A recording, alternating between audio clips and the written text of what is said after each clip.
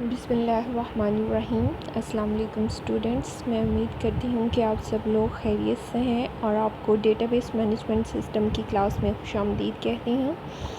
आज हम नए चैप्टर का आगाज़ करने जा रहे हैं जो कि है chapter number 8 structure query language. Structure query language जिसको हम एसक्यूएल भी कहते हैं।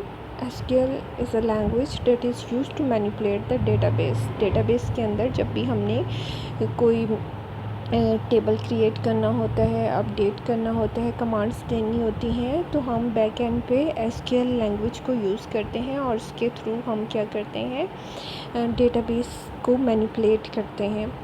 अब हम डिटेल में देख लेते हैं कि स्ट्रक्चर क्यूरी लैंग्वेज जो है इसका बेसिक तो हम इसका इंट्रो लेंगे कि ये क्या लैंग्वेज है। जिस तरह से आप लोगों ने DDL DML पढ़ा था, DDL DML जो है वो SQL का ही पार्ट है, तो हम इसमें देखेंगे कि इसके फ़ीचर्स क्या हैं और एक दो इसकी कमांड्स को भी आज डिस्कस करेंगे। चलिए हम अपनी आज की क्लास का बाकायदा आगाज़ करते हैं। Structure query language, SQL stand for structure query language. इसको आप कैपिटल लेटर्स SQL से लिखते हैं। SQL is not a full featured programming language, यानी ये पूरी प्रोग्रामिंग लैंग्वेज नहीं है जिसमें तमाम के तमाम फीचर जो है वो प्रोग्रामिंग लैंग्वेज वाले नहीं है, इसलिए इसको सब लैंग्वेज या डेटा सब लैंग्वेज कहा जाता है। It means that it only has a language statement for data definition. इसके अंदर लैंग्वेज की स्टेटमेंट यानी इसमें जो हम लैंग्वेज यूज़ करते हैं वो डेटाबेस डेफिनेशन के लिए है, एंड प्रोसेसिंग और उसको प्रोसेस करने के लिए है, क्यूरिंग और अपडेटिंग, यानी कि हम क्यूरी जनरेट करते हैं इसके थ्रू या फिर रिकॉर्ड्स को अपडेट करते हैं।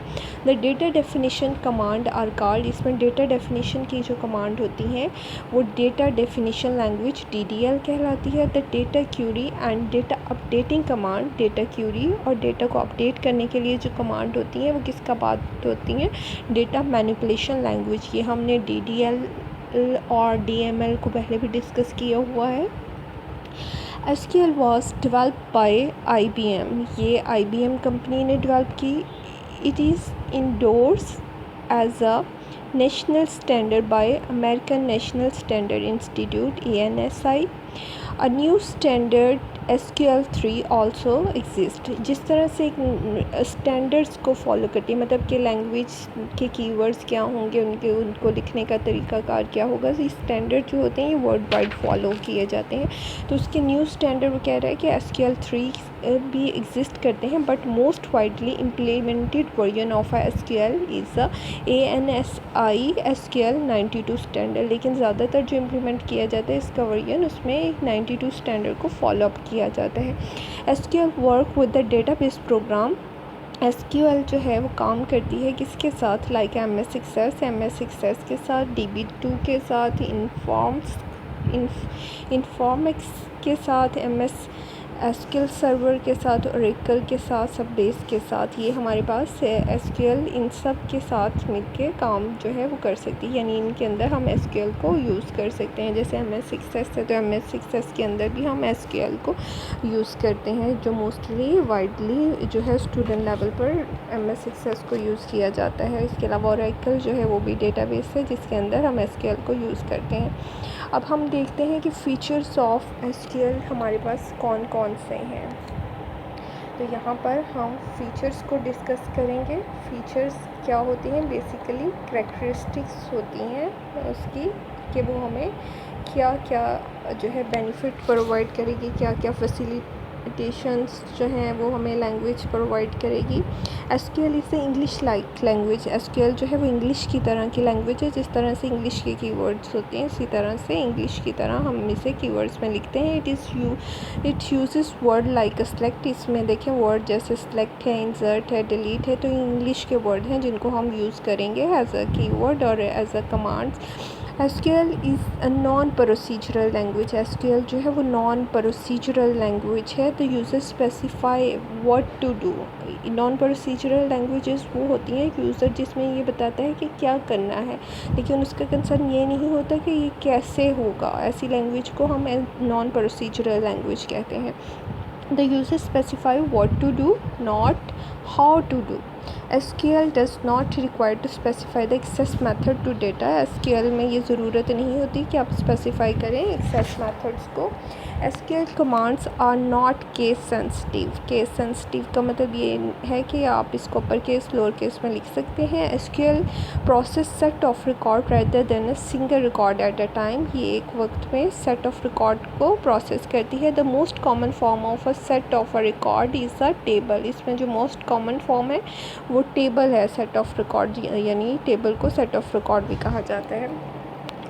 SQL can be use by the range of user. इसको रेंज ऑफ यूज़र यानी मुख्तलिफ़ तरह के यूज़र यूज़ करते हैं, like a database administrator, application programmer, management personal and many other type of end user. यानी इसको डेटाबेस एडमिनिस्ट्रेटर भी यूज़ कर सकते हैं, एप्लीकेशन प्रोग्रामर भी यूज़ कर सकते हैं, एंड यूज़र भी यूज़ करते हैं।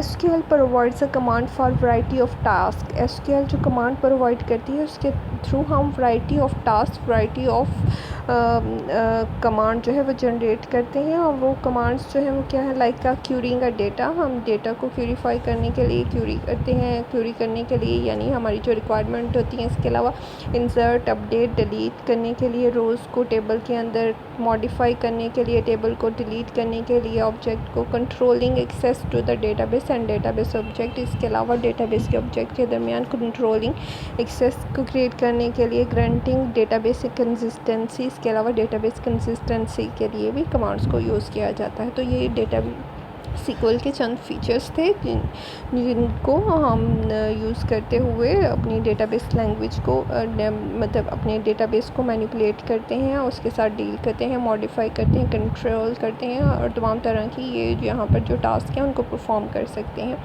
रिलेशन यूज्ड इन एग्जांपल, हमारे पास जो है एग्जांपल के अंदर जो आगे हम एग्जांपल यूज़ करेंगे या टेबल यूज़ करेंगे, उसके अंदर दो टेबल दिए गए, तीन टेबल दिए गए हैं, एम्प्लॉय का, डिपार्टमेंट का एंड सेल ग्रेड का। एम्प्लॉय के अंदर employee ID, employee name, job, manager, hire date, sale, comm, department number, ये उसके टेबल के फील्ड्स हैं, टेबल के कॉलम्स हैं। डिपार्टमेंट के अंदर डिपार्टमेंट नंबर, डिपार्टमेंट नेम और लोकेशन होगा। सेल्स ग्रेड के अंदर ग्रेड, लो सेल और हाई सेल के जो हैं वो एट्रीब्यूट्स हैं। The bold word indicate the relation name, ये हमें पता है कि ये जो बोल्ड वर्ड हैं ये टेबल के नेम है, ये इंडिकेट करें। और पैरेंथेसिस के अंदर जो हमने कॉमा डाल के सेपरेट करके लिखे हुए हैं वो हमारे पास क्या है, एट्रीब्यूट हैं। अब इनके अंदर डेटा यहाँ पर ये आपको जो है sample data of department table के अंदर सैम्पल डेटा दिखाया गया है। ये डिपार्टमेंट नंबर, डिपार्टमेंट नेम और लोकेशन ये इसके अंदर डेटा डाल के दिखाया गया है कि टेबल के अंदर इस तरह से डेटा होगा। इसी तरह से आगे हमारे पास जो है sample data of sales grade का जो है वो डेटा दिखाया गया है।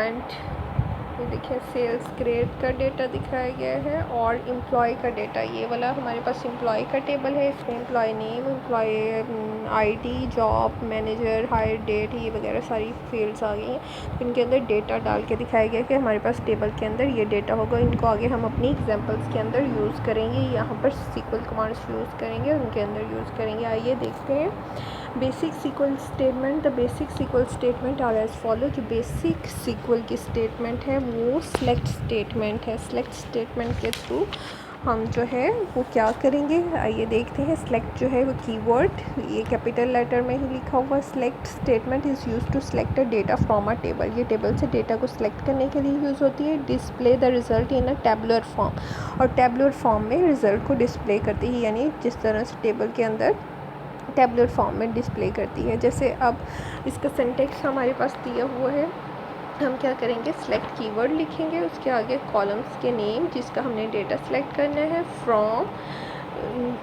आगे टेबल का नेम, यानी सबसे पहले सिलेक्ट कीवर्ड यूज़ होगा, उसके बाद जिस कॉलम का डेटा आप सिलेक्ट करना चाहते हैं उस कॉलम का नेम होगा।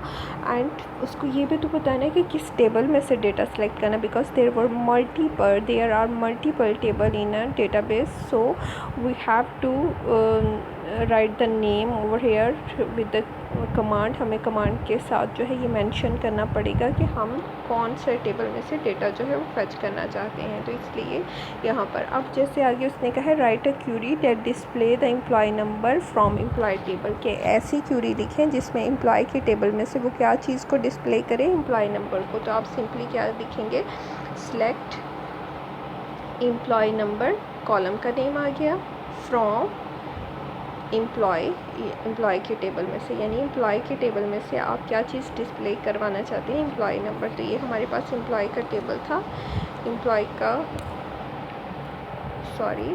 ये हमारे पास एम्प्लॉय का टेबल था। एम्प्लॉय टेबल के अंदर से एम्प्लॉय नंबर को डिस्प्ले कराना चाहते हैं, तो ये वाला जो रिकॉर्ड्स हैं ये हमारे पास डिस्प्ले हो जाएंगे। ये देखें, ये हमारे पास टेबलेट फॉर्म में डिस्प्ले हो गया। उसके बाद सेलेक्ट अ मल्टीपल कॉलम, ये तो हमने सिंगल कॉलम को लिखा था। अगर हम मल्टीपल कॉलम को चाहते हैं तो मल्टीपल कॉलम को लिखने का तरीकाकार ये है कि हम उनको कॉमा डाल के सेपरेट करेंगे। जैसे यहाँ पर select employee number, employee name from employee table. अब दो यहाँ पर हमारे पास कॉलम है और इन कॉलम्स को हमने कहाँ से सिलेक्ट कर रहे हैं, एम्प्लॉय के टेबल से। अगर आप डिपार्टमेंट देंगे तो डिपार्टमेंट वाले टेबल में से वो डेटा फैच करेगा, यानी किस टेबल में से आप डेटा फैच करना चाहते हैं आप उसके कॉलम लिखेंगे।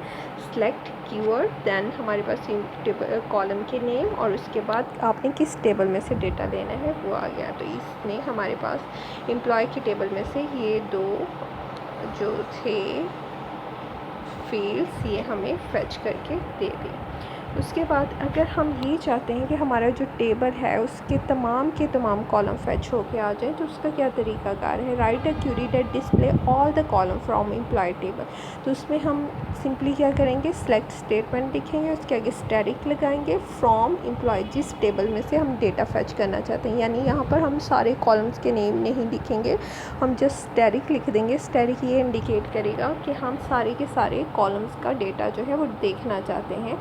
आगे फ्रॉम टेबल का नेम, जो भी टेबल के नेम से जिस टेबल से हम डेटा जो है वो फेच करना चाहेंगे। तो फ्रॉम एम्प्लॉय का टेबल किया तो ये एम्प्लॉय के टेबल में से डेटा जो है वो फेच करके आपको दे देगा। अब इसका आउटपुट क्या होगा, ये देखें, ये रिजल्टेंट हमारे पास आउटपुट होगा। हमारे पास तमाम का तमाम डेटा जो है उसमें से फेच होके आ जाएगा जो एम्प्लॉय के टेबल में डेटा पड़ा हुआ था। इसके बाद अगर हम ये चाहते हैं सेलेक्ट डिस्टिंक्ट स्टेटमेंट, हमारे पास जो टेबल होते हैं उनमें समटाइम डुप्लिकेट डेटा भी होता है। डिस्टिंक्ट कीवर्ड जो है इसमें यूज़ होगा जो कि डुप्लिकेट रोज़ को एलिमिनेट करने के लिए यूज़ होगा। If distinct is not use, अगर हम डिस्टिंक्ट यूज़ नहीं करते, all rows are written including a duplicate, तो डुप्लिकेट रोज़ भी हमारे पास रिटर्न हो जाती हैं।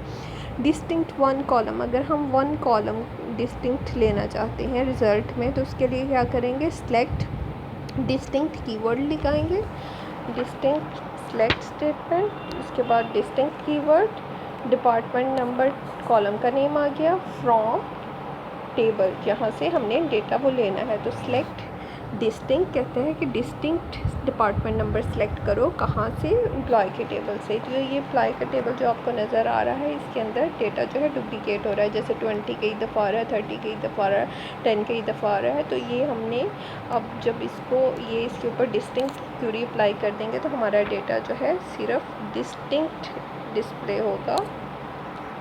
ये डिस्टिंक्ट डेटा 10, 20, 30 जो डुप्लिकेट इसकी रोज़ थी वो सारी की सारी रिमूव हो गई। इसके अलावा डिस्टिंक्ट अब मल्टीपल कॉलम, अगर हम मल्टीपल डिस्टिंक्ट कॉलम को देखना चाहते हैं तो वही तरीकाकार है, सेलेक्ट, आगे डिस्टिंक्ट कीवर्ड लगाएंगे और जितने भी कॉलम का डेटा देखना चाहते हैं उनको कॉमा डाल के सेपरेट कर देंगे। डिपार्टमेंट नंबर, जॉब, फ्रॉम, यानी डिपार्टमेंट नंबर और जॉब का डेटा हम डिस्टिंक्ट देखना चाहते हैं एम्प्लॉय के टेबल में से, तो ये हमें ये डिस्टिंक्ट डेटा जो है इनका दिखा देगा। ठीक है, अब इससे रिलेटेड आप लोगों के कोई क्वेश्चंस हैं, कोई क्यूरीज़ हैं, कोई चीज़ नहीं समझ आती तो आप लोग मुझसे पूछ सकते हैं। नेक्स्ट लेक्चर के लिए अल्लाह हाफ़िज़।